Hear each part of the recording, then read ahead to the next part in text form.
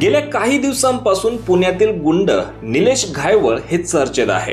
निलेश घायवळ सध्या लंडनला फरार झालाय। त्याने पुण्यातून पळून जाण्यासाठी बनावट नावाचा आणि बनावट पत्त्याचा वापर केल्याचं उघडकीस आलंय। यानंतर आता निलेश घायवळचा भाऊ सचिन घायवळ हा सुद्धा चर्चेत आलाय। पुणे पोलिसांचा नकार असताना देखील गृहराज्यमंत्री योगेश कदम यांच्या सहीने सचिन घायवळला शस्त्र परवाना देण्यात आल्याची माहिती समोर येत आहे। या प्रकरणी योगेश कदम यांनी स्पष्टीकरण दिलं असलं तरी विरोधक त्यांच्यावर टीका करताना दिसत आहे।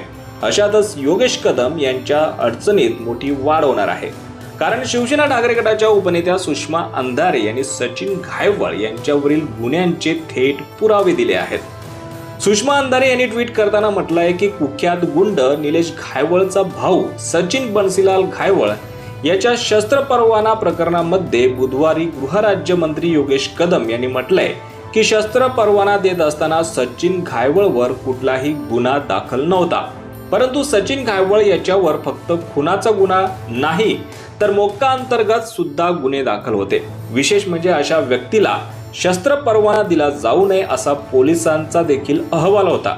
तरी सुद्धा योगेश कदम यांनी स्वतःच्या अधिकार कक्षेमध्ये हा विशेष परवाना देऊ केला। याचा अर्थ योगेश कदम यांनी आपल्या अधिकारांचा गैरवापर करत एका गुंडाला अभय देण्याचा आणि त्याला बळ पुरवण्याचा प्रयत्न केलाय। त्यामुळे योगेश कदम यांना पदावर राहण्याचा अधिकार नाही। त्यांनी तात्काळ गृहराज्यमंत्री पदाचा राजीनामा द्यावा अशी मागणी करत सुषमा अंधारे यांनी सचिन घायवळ यांच्यावरील गुन्ह्यांचे पुरावे दिले आहेत।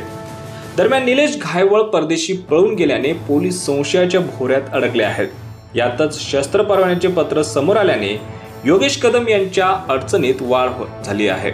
योगेश कदम आणि निलेश घायवळचे काही कनेक्शन आहे का असा सवाल आता उपस्थित होत आहे। त्यातच आता निलेश घायवळचा भाऊ सचिन घायवळला शस्त्र परवाना दिल्याप्रकरणी गृहराज्यमंत्री योगेश रामदास कदम यांची अडचण आता वाढली आहे। याबाबत तुम्हाला काय वाटतं? तुमची प्रतिक्रिया कॉमेंट सेक्शन मध्ये नक्की कळवा आणि असेच राजकीय घडामोडी पाहण्यासाठी चॅनलला सबस्क्राइब करा। धन्यवाद।